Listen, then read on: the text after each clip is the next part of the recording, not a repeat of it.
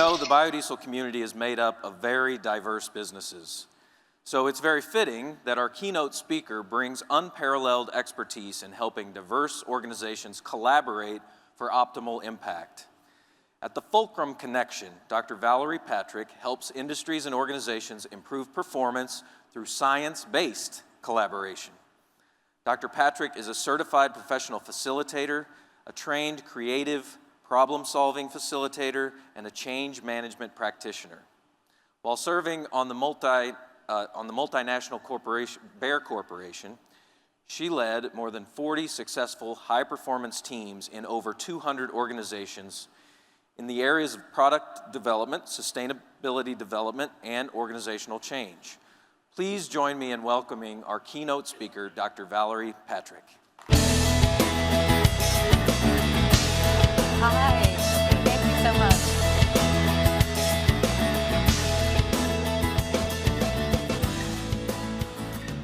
Well, hello there. I am so excited to be here. When I got the call from Jessica Robinson asking me if I'd be interested in giving this keynote address, she happened to mention bioheat, and this, of course, triggered an immediate hot flash. And I realized that this was really meant to be as one of 50 million women in the US causing spousal suffering due to menopause.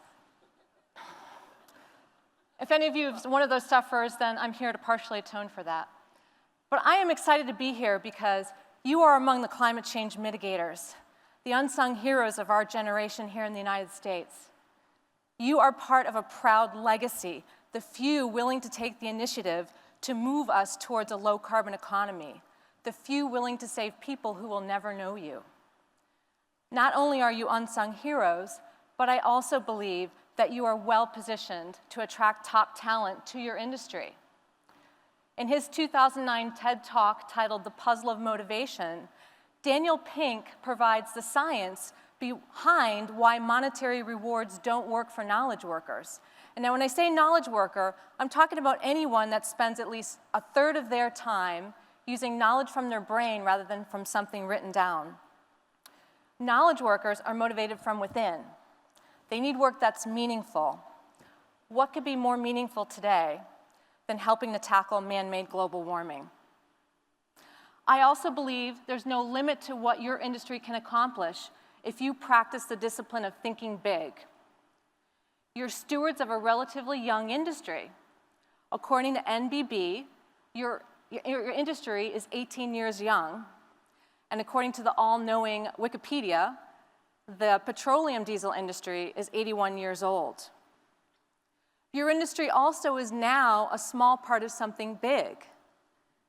You are at about 5% of the diesel industry at 2 billion gallons in 2013.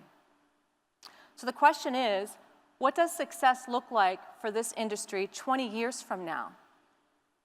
What is the big impact your industry will be having in 2035? What could it be? What should it be? I think the unknown and the possibilities are very exciting. So what can you do and what should you do to ensure your long-term prosperity as an industry? Well, I can tell you one thing to not do is to allow your thinking to become too narrow.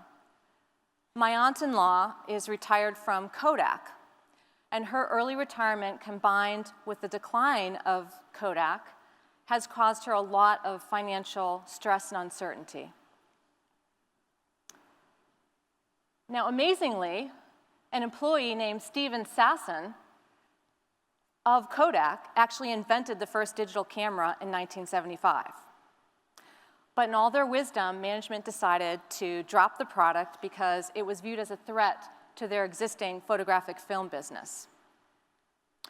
Now, management short-sightedness was not Kodak's only problem. Kodak also suffered from the wrong focus. Physicist Frank Duort said that Kodak's decline was also due to changing from a widely diversified chemical company to a company focused mainly on imaging in the early 1990s. Now, as for my aunt-in-law from Kodak, she ended up inheriting a lot of money, but we can't all be so lucky. The rest of us need to depend on broadened thinking for good results. Similarly, those that Joe mentioned in his speech, those in the petroleum industry that are practicing narrow thinking with respect to the biodiesel industry, I believe will be disadvantaged in the long run. I think the lesson is think broadly about the value that you can bring to society. So I'm here to talk about the problem of limited thinking. Some may say limited thinking is a good thing. It provides focus, and focus is needed to achieve results. Now, the vocal coach on my vocalization for soprano CD, yes, I'm a singer. Don't worry, I'm not going to sing. The vocal coach says practice is permanent. That is, if you practice good technique, you will perform well. But if you practice bad technique, you will perform badly.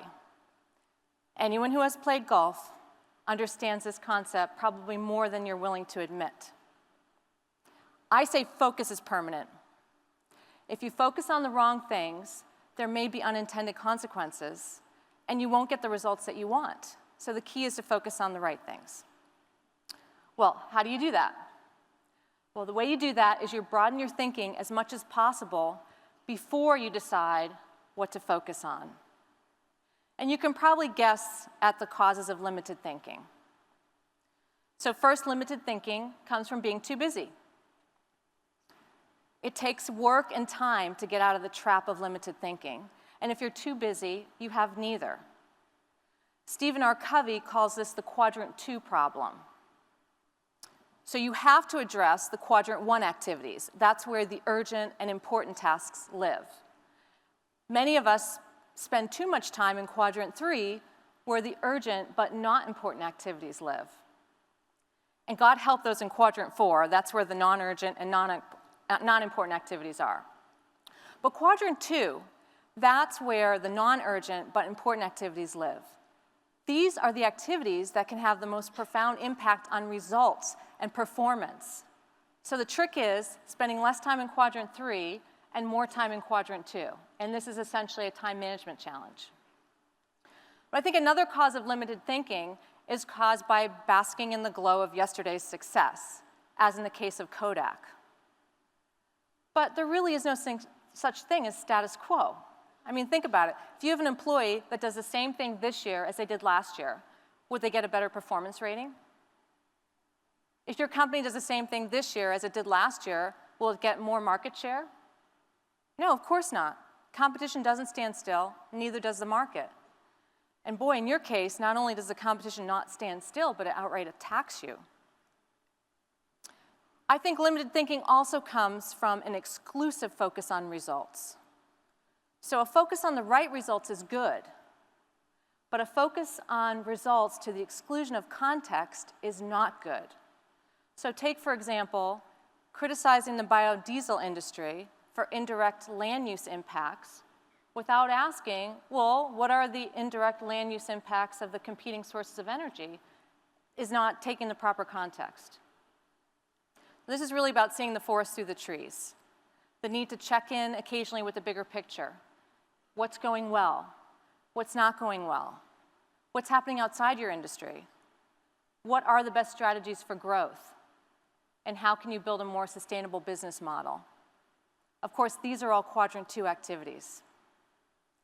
Now, the solution to limited thinking is, of course, broadening your thinking, which is something you really can't do by yourself.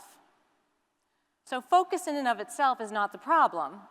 Focusing on the wrong things is the problem. And broadening your thinking on a regular basis helps you to find the right things to focus on for prosperity. Let's look at a situation where people naturally open up their thinking before deciding what to do. So imagine with me, either your child or an employee comes to you accusing someone else of doing something wrong to them. So in the case of the child, let's say they're complaining about a sibling. In the case of and this never happens, right? In the case of an employee, they're complaining about a coworker. So this is a situation where you're going to naturally open up your thinking before making a decision. So for example, if my brother went running to my dad and said, "Val hit me, punish her," even though my dad would be really tempted to act on that information, really tempted, he wouldn't. He would first get my story of what happened, He would talk to my two brothers and my mom, get their versions of what happened, and he would weigh all this information before deciding what action to take. And why does Dad do this?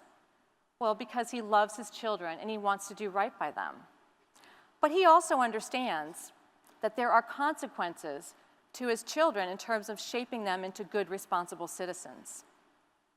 But you don't have to wait until something goes wrong before you practice broadened thinking through others. Imagine if you practice this discipline with business planning. Just like you'll have a better response when something is wrong, you will have a better business plan. So if you keep to yourself, you will not reach your true potential for growth. Take, for example, the innovation story of Post-it notes. This is an innovation that I am very grateful for as a professional facilitator. Now, it was 3M research scientist Dr. Spence Silver who first developed this technology in 1968. He was looking at ways to improve adhesives for some of the tapes that 3M was producing at the time.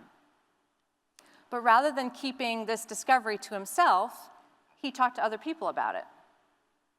Now, very fortunately, he talked to Art Fry, and Art Fry was really intrigued by this strange adhesive. And Art wanted to try it on his paper bookmarks that he kept in his church choir hymnal that kept falling out of the hymnal. Yes, he was also a singer. And of course, now there are over 200 Post-it products to a world of users.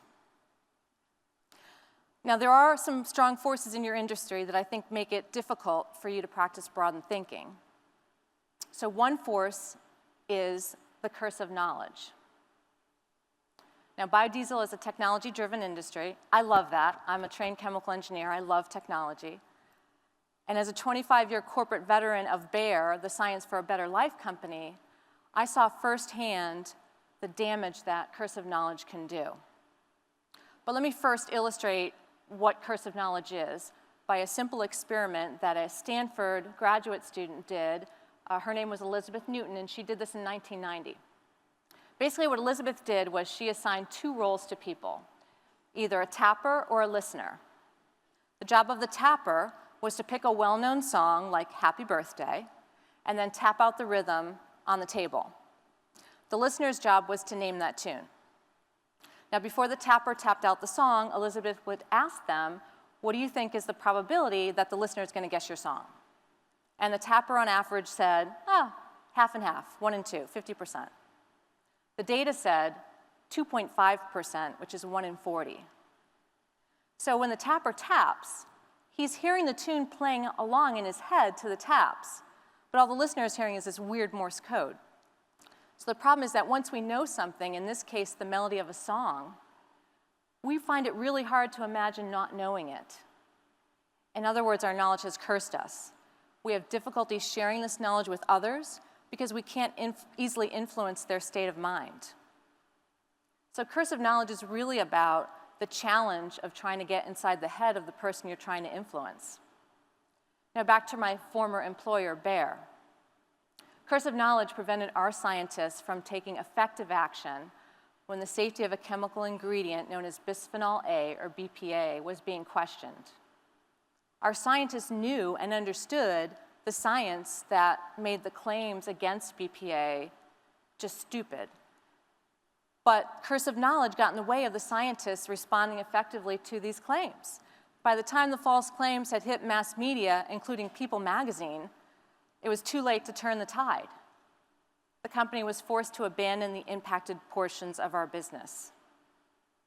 Well, the company learned. Now they use communication and marketing specialists at the first sign of public product safety concerns, and those specialists work with the scientists to develop programs that will effectively engage consumers and dispel bad science. The second force, I think, that makes it hard for your industry to practice broadened thinking is resistance to change. Now, resistance to change comes in many forms for your industry. Resistance to adopting new products, resistance to policy supporting your industry, as Joe talked about, resistance to the reality of climate change, resistance to the science of carbon accounting, such as proper accounting for indirect land use changes, and the list goes on.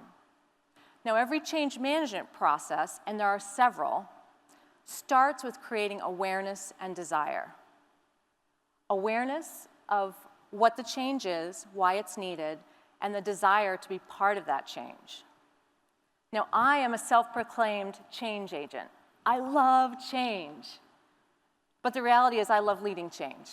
I don't even like it when someone else tries to get me to change. When I started my company, I had to get a new phone to replace the BlackBerry I had at Bayer. And I went to Target, and there was an older gentleman waiting on me.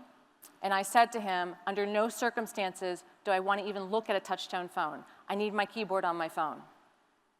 Well, he went along with his sales pitch and realized, yeah, she's really serious about this. So he reached in his back pocket, and he pulled out his Samsung phone, and he said, I felt the same way as you did until I tried it.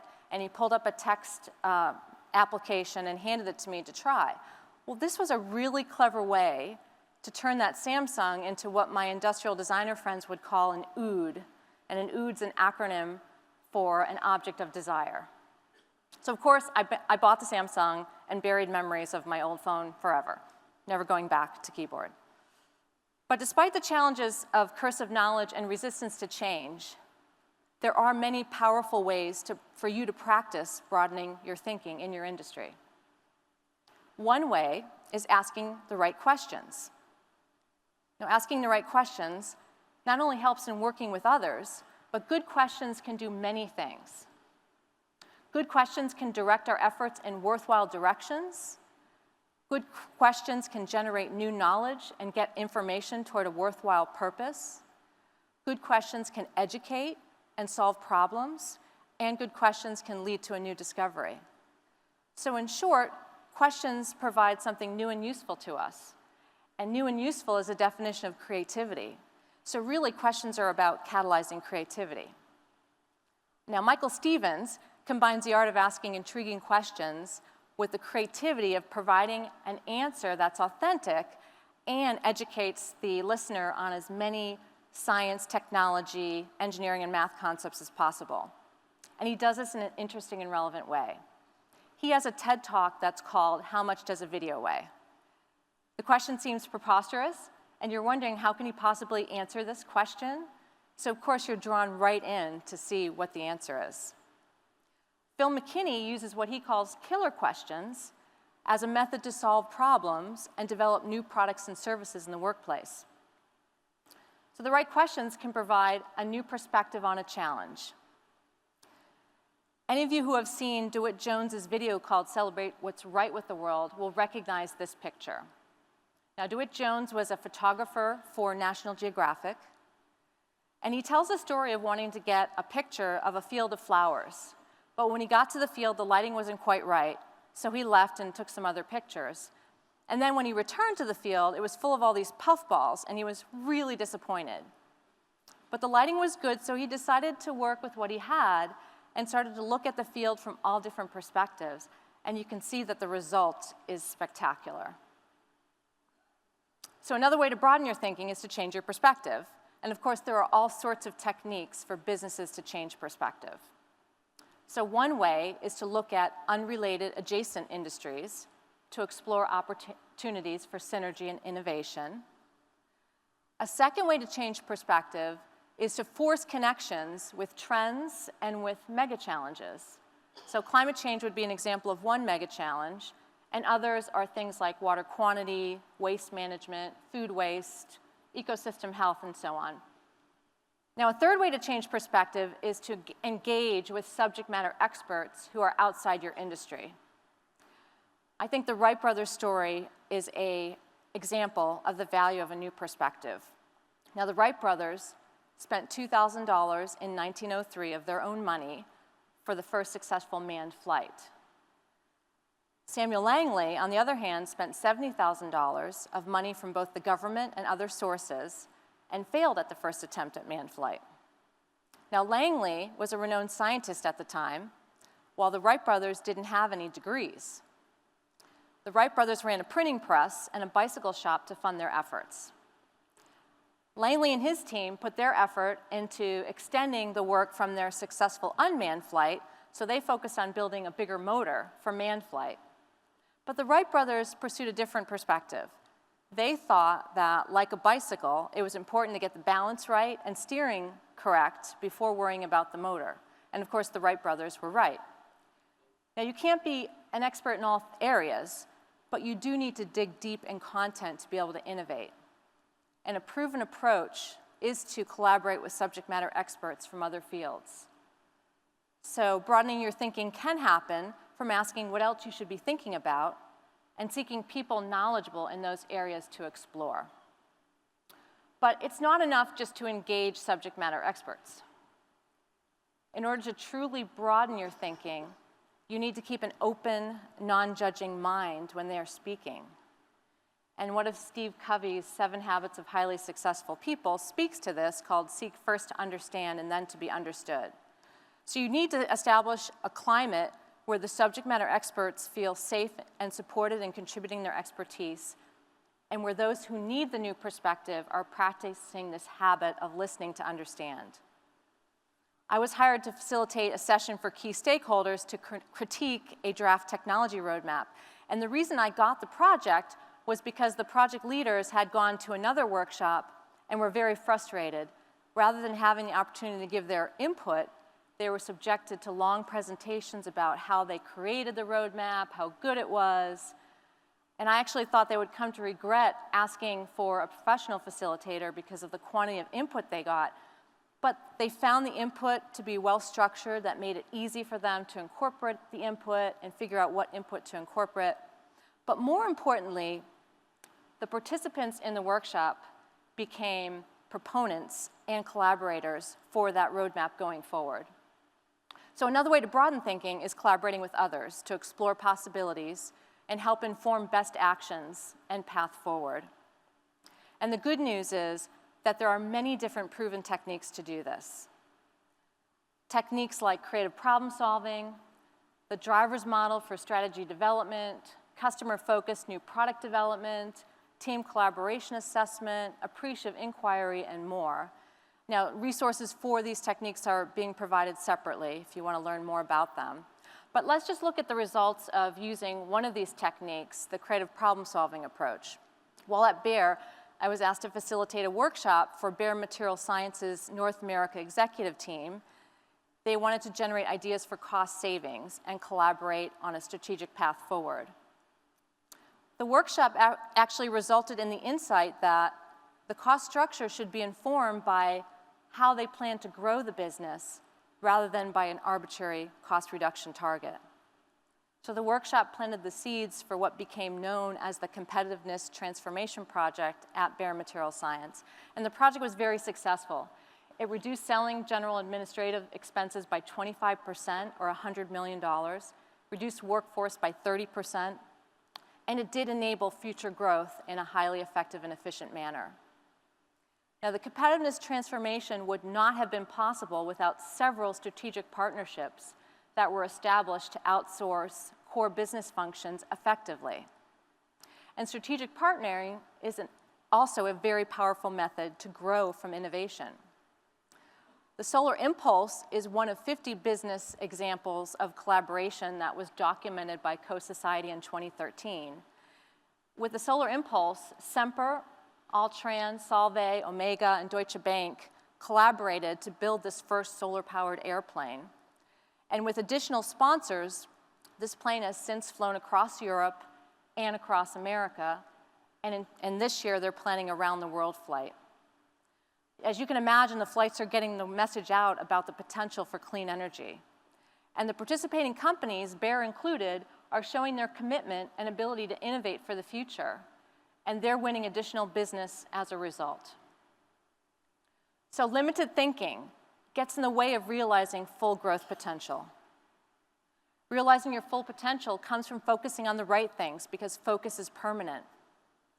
Now, there are some strong forces making it difficult to practice broadened thinking in your industry. One is the curse of knowledge, and the other is resistance to change. But there are many different ways to broaden your thinking. For example, asking the right questions, seeking those new perspectives, creative problem solving, strategic planning, and partnering. And you can practice broadened thinking each and every day in your companies, within your operations, within your supply chain, within your trade association, and even here at this conference. So I and future generations are really counting on the success of this industry and your role in powering our low-carbon future. So for your well-being, think alone, but for society's well-being, think with others. As an American poet who wrote 5 best-selling books of poetry before he died at the age of 13 from a rare form of muscular dystrophy, knew anything is possible through collaboration. Now, the Boston Tea Party that Joe talked about in protest of the Unfair Tea Act of 1773 set the stage for the American Revolutionary War and the Declaration of Independence that funded our great nation. But the Boston Tea Party would not have been possible without the collaboration of the Sons of Liberty. I can't wait to see what great things your industry is going to do through collaboration in the coming years.